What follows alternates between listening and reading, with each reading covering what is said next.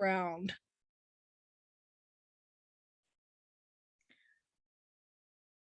Good afternoon, everybody. I'm June Riley, founder and CEO of VC Task Force. Thank you for joining us today.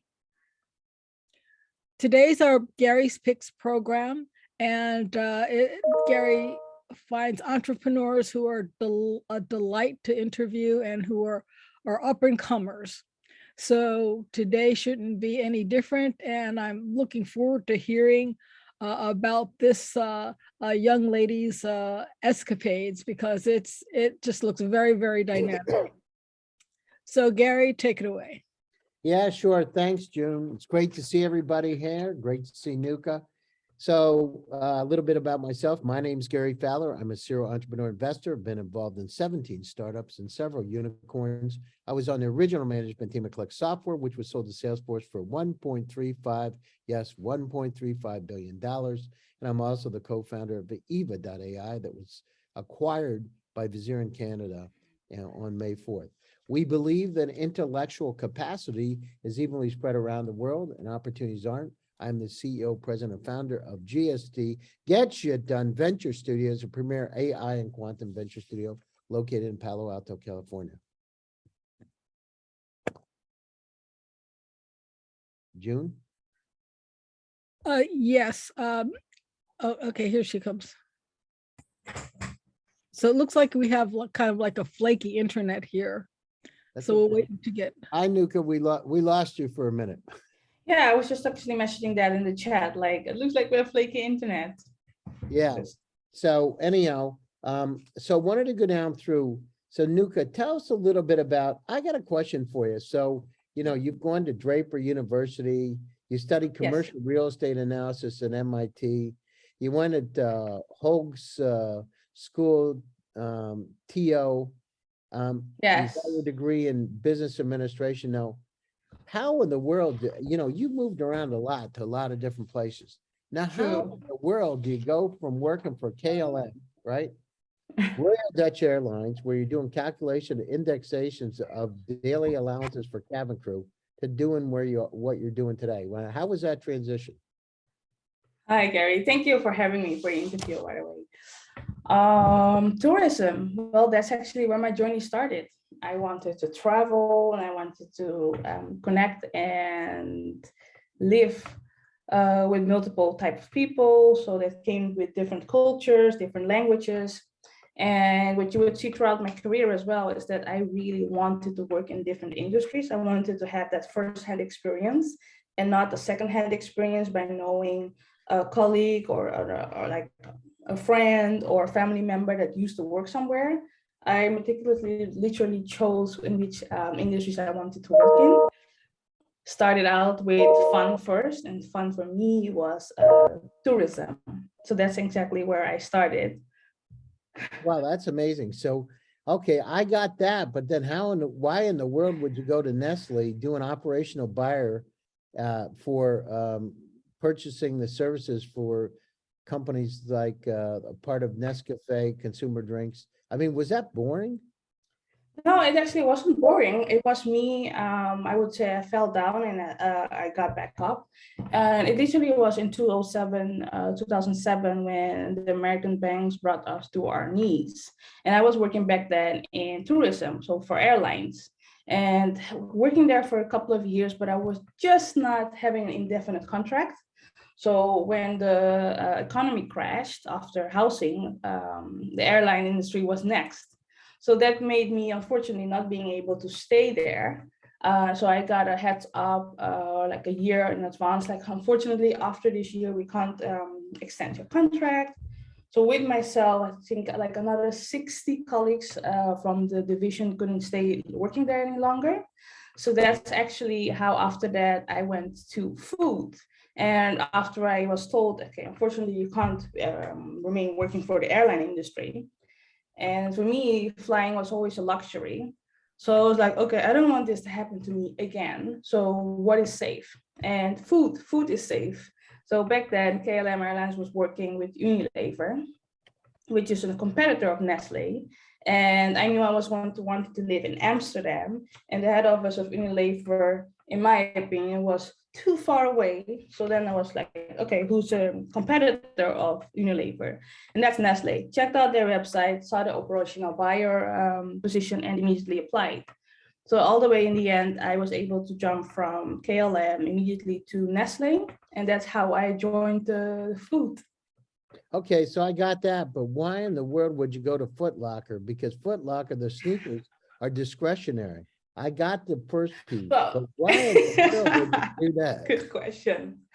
So working for Nestle, I was working on several categories there, and one of them was communications. So I was responsible for the exhibition stands, but as well for the shopper solutions, for partly for Nespresso and Dolce Gusto back then. So the shop and shop solutions that you see in the boutique shops or behind airlines, like just after you pass customs. Mhm. And so slowly but surely, I got indirected the link to design and construction, interior design at that point still. So when I went after Nestle, I learned a lot there. It was amazing to work with a lot of young, energetic people who were unlimited in their creativity. And yet what I've learned a lot from Nestle, I would say, is how much quality, the logistics and quality. And because it's food, I remember back then to make a modification to material, it could easily take you over 20 weeks because we are talking about food here. So that chain of going through each department and making sure that you're doing your job well, because otherwise it gets pushed back and pushed back and pushed back whilst deadlines hardly move. So I learned a lot from that. And after that, that's when actually I got called by a headhunter. Hey, Japan Tobacco, we have an amazing opportunity here for an European role, and we think you might want it. It's a small team. You would be running the Benelux, part of the Benelux, and then your colleague would be in France, and another colleague in Belgium. And that's how I got into Japan Tobacco.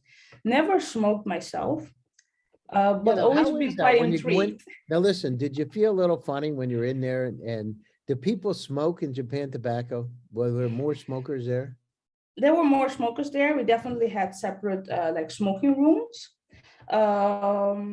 And what was intriguing, of course, very great benefits as well, including, I remember back then, like Free an X amount cigarettes, of as free many packages of cigarettes a month. exactly, free cigarettes. Oh, that sounds great. And at the same time, you get a cancer doctor. Right. But then, at the same time, I've learned a lot there because I was never persuaded into starting to smoke, but I started Now, learning did you about take the free Camel. cigarette? Did you take the free cigarette though?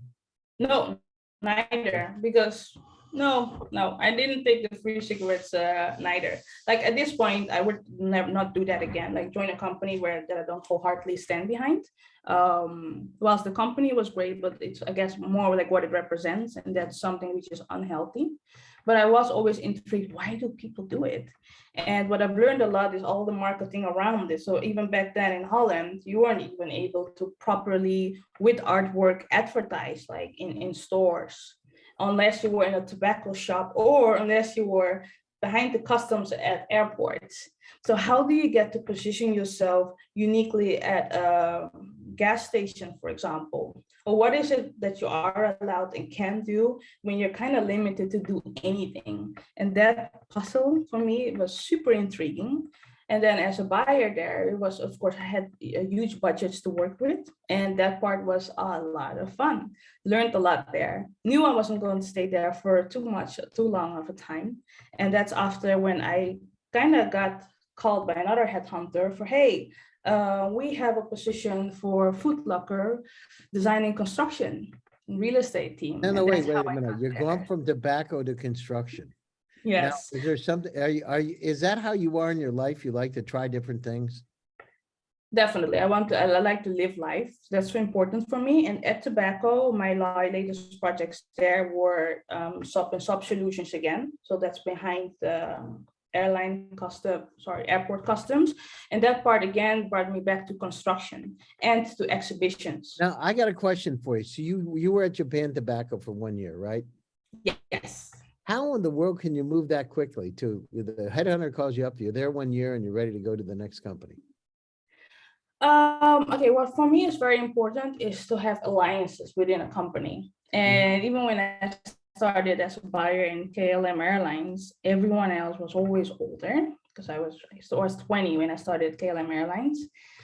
So that was actually one of the reasons I chose into moving forward in buying and procurement and purchasing. It was intriguing to me because I wanted to learn why there are a lot of young people in this field, whilst it still seems very interesting because you get to work with each department, you get to see all of their objectives, their budgets, and then as a business partner, you work with them achieving certain goals. And if you do it very well, you can obviously have bundling, purchasing opportunities throughout the company, regionally, etc.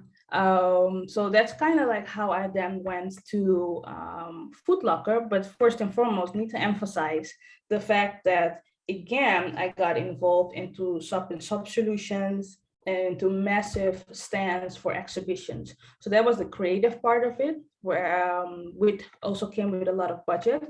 So more and more I started to realize, okay, I actually really are intrigued by real estate and by construction.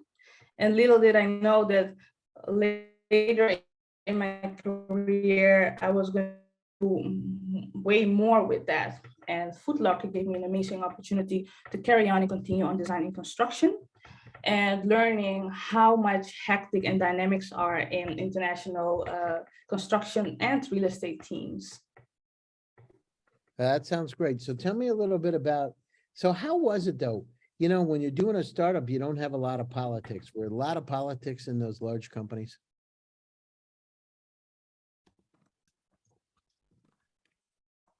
Nuka?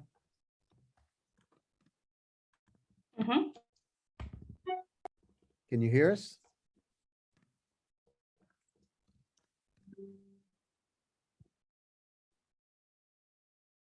Nuka? Looks like we're having technical difficulties once more. So let's just hang in there, and I'm sure A that lot of politics. Working on a purchasing or procurement department, I think the connection is breaking up a bit.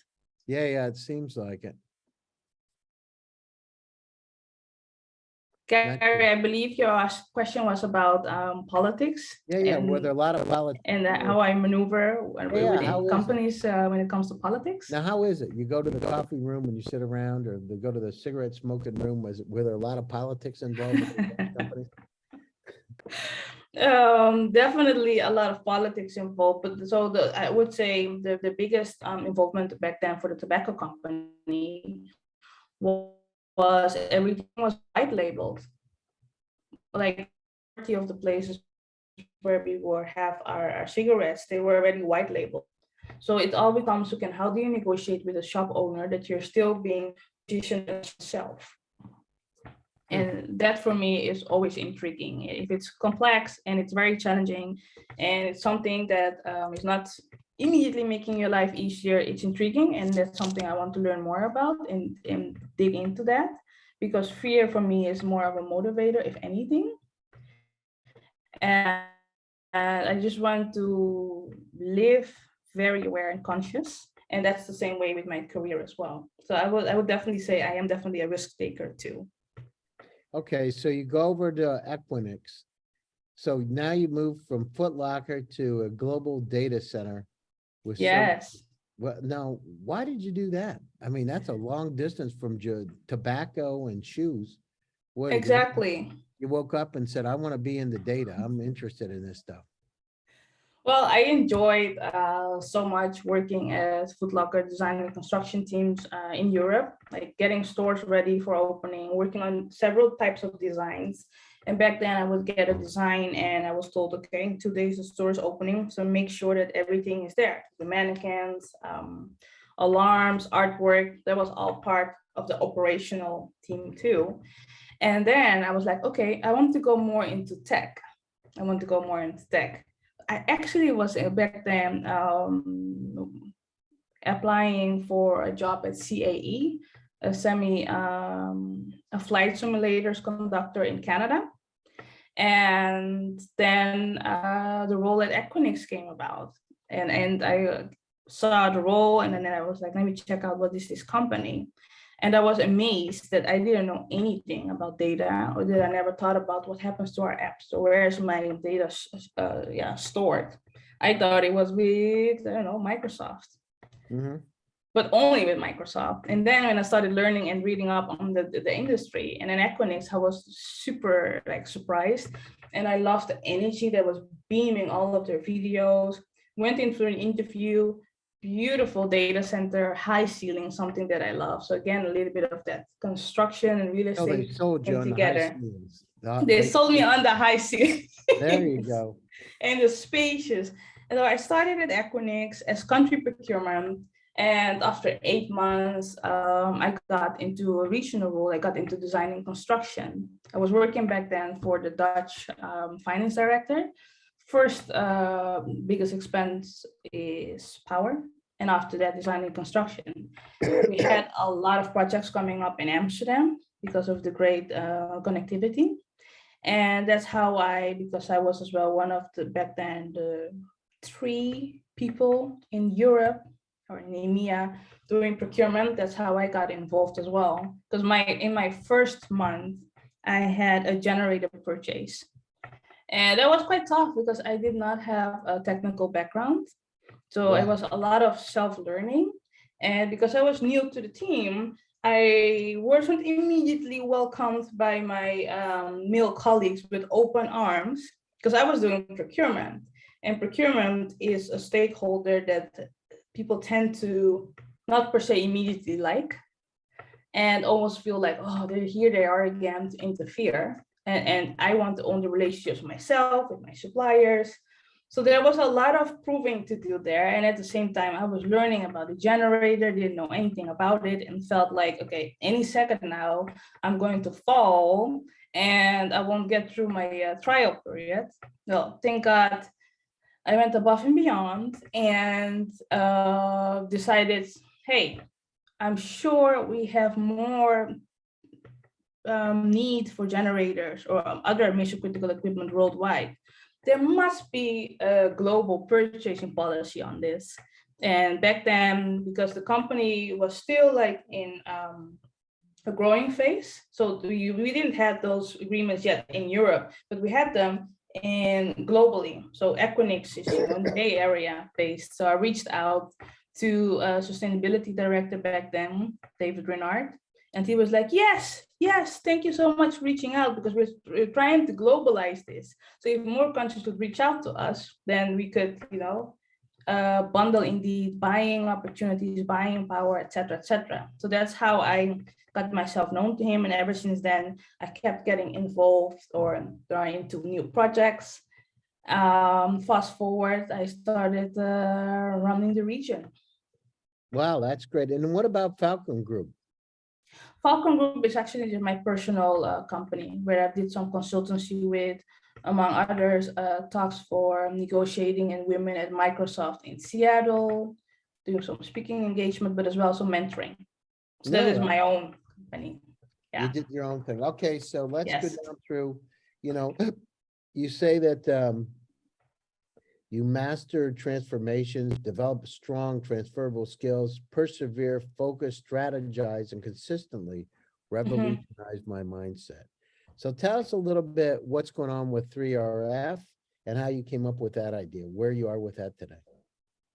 Well, literally how I actually came up with 3RF was like, I would see someone on the street with a nice jacket and I'd be like, hey, that's a nice jacket, a compliment.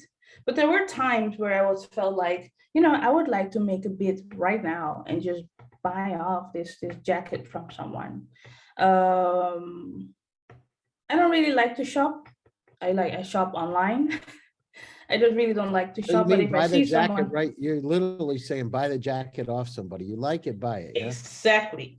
Like it, buy it. Like it, buy it. So that's like the grand vision for 3RF. And then I was like, okay, but how can we make that smaller? How can we make that simpler and smaller? Like as a new founder, that's like with the mantra, constantly make it more simple, make it more simple, make it smaller. And when you look at secondhand clothing, I remember I'm the eldest. I have 4 other siblings, younger siblings than myself. And when I was growing up, I often you got the new clothes. Exactly. But then I would say I went from clothing, new for me now is from pre-loved to reloved. Because when I was younger, didn't like secondhand fashion whatsoever. I felt like, why? Why can't I just have completely new clothes? So I had another great association with it, but it wasn't until just friends, we started giving each other skirts or a blouse, and that I started appreciating it because I was feel honored to get like a skirt from a friend of mine who was cleaning out a closet. She's like, I think you would like this very much. This is where I wore it to. And then I started realizing, okay, but if I know who's behind Wait, the so you went into the item, closets looking for goodies. exactly. And then if I know who's behind the item, the clothing item, and I know a little bit of the story, all of a sudden all my reservations gone. So I was like, okay, we need to include storytelling. And that's how I decided, okay, I want to focus on sustainable fashion. So like worldwide, we all express ourselves with what we wear. So there's a need to establish sustainable fashion economies. So do you wear clothes that you get from that are sustainable clothes in terms of that? Do you buy those clothes? So the sustainability aspect in our company is the fact that me personally only buy about 10% of my clothes yearly completely new. And anything else, I get it from thrift stores or I get it from friends.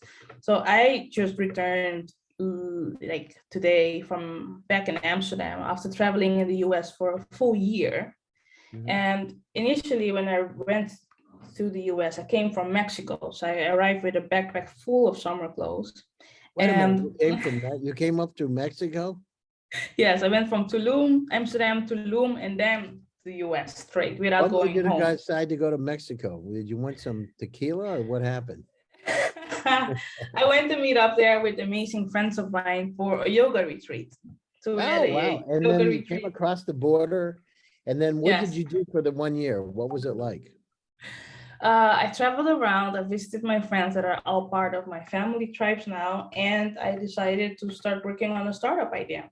And the longer I was in the US, the more I decided, okay, I'm going to work on this product and I'm going to connect, and network so that when I'm back in Europe, I have all of these new ventures and leads to work on. So that's literally what I did. And then I had last minute was asked, hey, can you pitch for another startup I was involved in? Can you pitch this for Draper University? Did a 2-minute pitch, and then a few days later, yes, you got into this 2 weeks online bootcamp. And that's when I got back to my secondhand fashion idea that I had on the shelf for years. And Mhm. that's how I got back to, okay, reboosted my objectives. And then I got onto 3RF, restyle, reuse, retell. That's great. So tell, in terms of where you are you fundraising now or what's happening with the company?